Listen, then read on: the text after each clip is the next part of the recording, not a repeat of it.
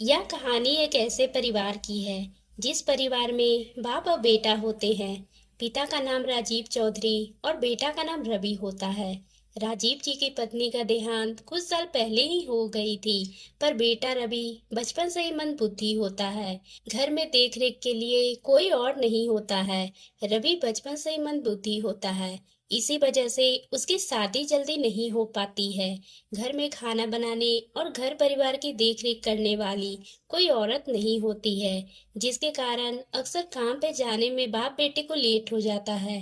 खाना बनाने में कई बार तो काम भी छूट जाता था। राजीव जी के बेटे की शादी करने की कई कोशिश नाकाम हो गई थी, क्योंकि वह मंदबुद्धि था। कोई उसे शादी करने को तैयार ही नहीं होता था।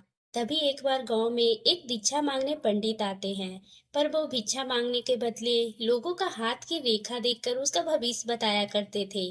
कुछ लोग तो उसे मजाक समझते थे, तो कुछ लोग भरोसा कर अपना हाथ दिखाते थे। तभी राजीव जी को गांव में एक आदमी कहता है, राजीव जी, आप अपने बेटे रवि का हाथ दिखाइए। शायद आपके बेटे रवि की शादी के बारे में यह पंडित जी कुछ बता दे और आपके बेटे रवि की शादी हो जाए और आपका परिवार और वंश आगे बढ़े।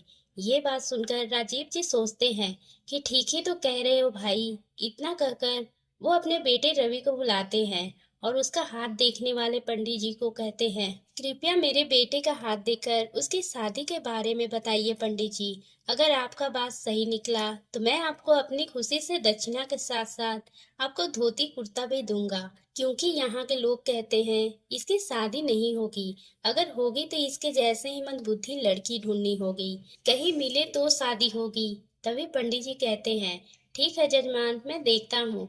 रवि के दाहिने हाथ अपने हाथ में ले रवि का रेखा गौर से देखकर पंडित जी कहते हैं, कौन कहता है इसकी शादी नहीं होगी? मैं कहता हूँ 100% रवि की शादी होगी, और किसी मंदबुद्धि लड़की से नहीं, एक बहुत ही होशियार, समझदार और बहुत ही सुंदर लड़की का योग बन रहा है।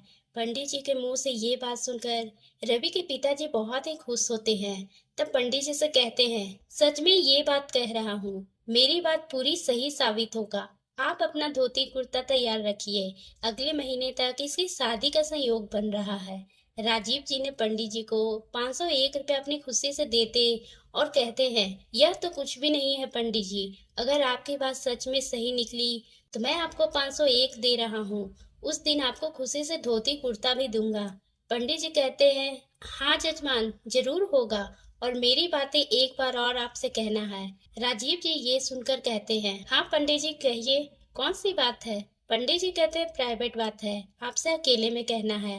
राजीव जी एक साइड होते हुए कहते हैं, पंडित जी यहाँ पर हम अकेले ही हैं, कोई और नहीं सुन रहा है, आप मुझे बताइए। साइड में हटकर पंडित जी राजीव जी को धीरे से हल्की आवाज में कहते हैं, देखिए जजमान, आपकी बेटी की शादी तो हो जाएगी, पर लड़की इस पे हमेशा प्रबल होगी और बहुत ही होशियार होगी। इस लड़की पर भारी पड़ेगी, या तो अपने योग लायक समझेगी तो ठीक है, अगर नहीं समझी तो इसकी चाहत पूरी नहीं हुई तो वह भाग भी सकती है या उसे छोड़कर भी जा सकती है। इससे समाज में आपकी प्रतिष्ठा चली जाए, और स्थिति के लिए आप हमेशा तैयार रहें। राजीव जी कहते हैं, ठीक है पंडित जी, मैं अब समझ गया, आपकी बातों का मैं पूरा ध्यान रखूंगा। पंडित जी यह कहकर वहां से चले जाते हैं। राजीव जी अपने बेटे के साथ अपने घर चले जाते हैं। शाम होता है, वक्त गुजरता है और बाप बेटा दोनों खाना खाते हैं और सो जाते हैं। इसी तरह सुबह होती कि पहले किरण के साथ राजीव जी की नींद खुलती है। वह अपने मन बुद्धि बेटे को जगाते हैं, उठो रवि, सुबह हो गया है, काम पर भी चलना है। दोनों बाप बेटा नहा धोकर खाना खाकर हाथ में कुदाल और टोकरी लिए खेत पर जाते हैं और मिट्टी काट कर एक जगह से दूसरी जगह खेत भरते हैं। तभी उधर से एक दौड़ती हुई लड़की आ रही होती है। वह घबराते हुए बार बार पीछे मुड़कर देखते हुए भागकर राजीव जी के पास आकर कहती है, आप मुझे कहीं छुपा लीजिए, नहीं तो मेरे साथ ना जाने क्या हो जाएगा। मेरे पीछे कुछ लोग पड़े हैं जो मुझसे जबरदस्ती शादी करके मेरी सारी संपत्ति लेना चाहते हैं। मैं बड़ी मुश्किल से शादी के मंडप से बाथरूम जाने के बहाने पिछले दरवाजे से भाग कर आई हूँ। अगर मेरी शादी हो जाती तो फिर मुझे कोई कुछ नहीं कह सकता। मेरा सारा संपत्ति मेरे पति का होगा। आप मुझे अपने घर में थोड़ी सी जगह दे दीजिए। ये सुनकर राजीव जी सोच में पड़ जाते हैं कि मैं क्या करूं, क्या करूं, सोचते हुए कहते हैं, देखो, मेरे घर में औरत नहीं है, हम दो मर्द हैं। तो तुम्हें अगर घर में रहने दिया तो गांव वाले क्या सोचेंगे? पर अगर तुम कहो तो मेरा एक बड़ा बेटा है। अगर तुम कहो तो मैं अपने बेटे से तुम्हारी शादी कर दूं। लड़की कहती है मुझे मंजूर है, पर शादी आज ही करवाई जल्दी। राजीव जी कहते हैं ठीक है, पर मेरा बेटा मंदबुद्धि है। लड़की कहती है चाहे जो भी है मुझे मंजूर है। आप मेरी मदद कीजिए, अपने बेटे को बुलाएं और मेरी शादी कराएं। तभी रवि मिट्टी टोकरी से खेत में फेंक रहा था। राजीव जी कहते हैं यही है मेरा बेटा। लड़की कहती है मुझे मंजूर है, अब चलिए जल्दी से शादी करवाएं। राजीव जी कहते हैं चलो मेरे साथ। राजीव जी जल्दी से अपने गांव के एक चौराहे पर जाते हैं, जहां सभी लोग को बुलाते हैं। सभी लोग इकट्ठा होते हैं, सारी बातें बताते हैं और लड़की भी खुद स्वेच्छा से कहती है कि मैं उनके बेटे से शादी करना चाहती हूँ। लड़की अपनी सारी बातें बताती है। लड़की और राजीव जी उसके बेटे की सहमति से समाज के बीच में, गांव वाले और पुलिस वालों के सामने गांव में ही शादी हो जाती है। सभी ताली बजाते हैं और खुश होते हैं। राजीव जी अपने बहू बेटे के साथ घर पहुंचते हैं, उधर जहां से लड़की भागी होती है। जिस मंडप से वहां के सभी किडनैपर जो जबरदस्ती रश्मि से शादी कर धन संपत्ति पाना चाहते थे, वो लोग उसे ढूंढ रहे होते हैं। तभी उन लोगों को पता चलता है कि एक गांव में उस लड़के से शादी हो गई है। पुलिस प्रशासन और पूरे गांव वालों के बीच यह शादी हुई है।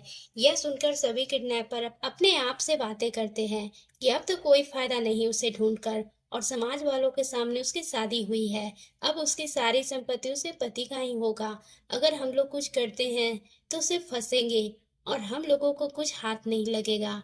इसलिए हम इस मैटर को यहीं क्लोज करते हैं। अब कुछ नहीं हो सकता उस लड़की के बारे में सोचने से। इसी तरह रात होने वाली थी और रवि सुहाग रात के दिन भी अपनी पत्नी के कमरे में नहीं गया था। वह मंदबुद्धि लड़का अपने पिता के पास ही सोता है। रवि के पिता कई बार कहते हैं रवि जाओ उस कमरे में अपनी पत्नी के पास। वो कहने के बाद भी राजीव जी की बात को अनदेखा करते हुए अपने पिता के पास ही सो जाता है। तभी राजीव जी मंदबुद्धि समझकर गुस्सा नहीं करते हैं और अपनी बहू को कहते हैं वह तो मंदबुद्धि है, बार बार समझाने पर भी नहीं समझ रहा है।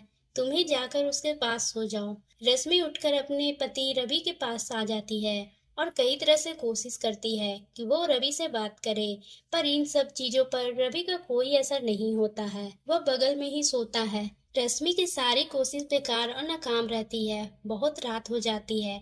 ऐसे ही करते करते हार कर रश्मि परेशान होकर रवि के बगल में सो जाती है।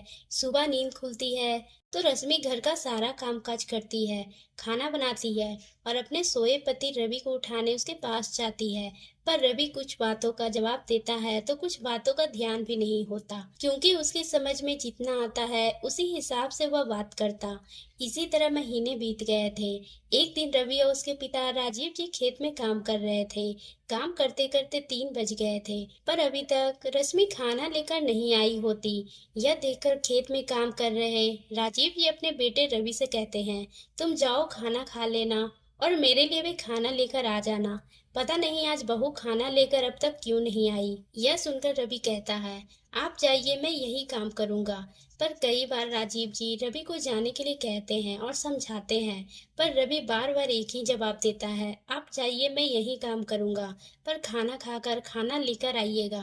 बेटे की जिद के आगे राजीव जी खुद ही घर जाते हैं, पर घर पर पहुंचकर देखते हैं रश्मि अपना सामान पैक कर रही होती है।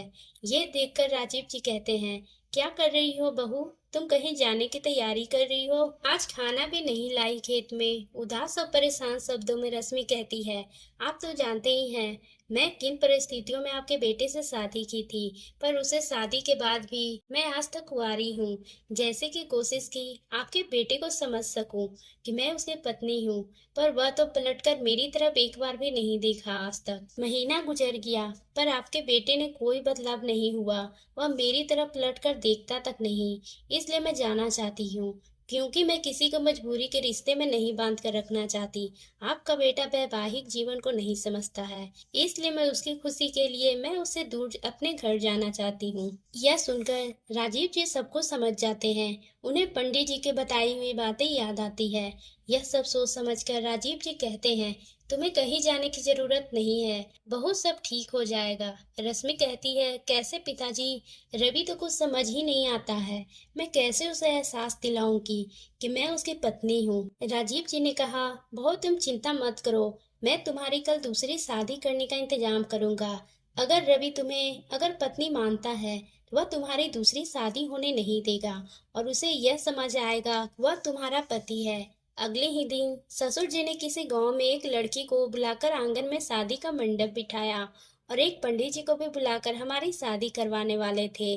शादी के मंडप पर रश्मि दुल्हन के जोड़े में बैठी हुई थी और वह दूल्हा भी मंडप पर ही बैठा था। अचानक से रवि भी अपने घर पर आ गया और रवि अपनी पत्नी रश्मि के किसी और से शादी होता देख पहले तो बिल्कुल शांत होकर देख रहा था। फिर थोड़ी ही देर के बाद वह कहने लगा, यह शादी नहीं हो सकती, यह मेरी पत्नी है। यह सुनकर रश्मि खुश हुई क्योंकि वह चाहती थी कि रवि उसे स्वीकार कर ले और ऐसा ही हुआ। अगले ही पल से रवि को एहसास हो गया कि उसकी पत्नी उससे बहुत ही प्यार करती है और उसे छोड़कर वह जाना नहीं चाहती है। इसलिए ये सब मजबूरी में करना पड़ा ताकि रवि को ये एहसास हो कि उसकी अब शादी हो चुकी है और उसे अपनी पत्नी के साथ वैवाहिक जीवन को अच्छे तरीके से चलाना है। तो दोस्तों, आपको ये कहानी कैसी लगी? अगर पसंद आई हो तो आप मेरे चैनल को सब्सक्राइब करना ना भूलें और बेल आइकन को भी प्रेस कर लें।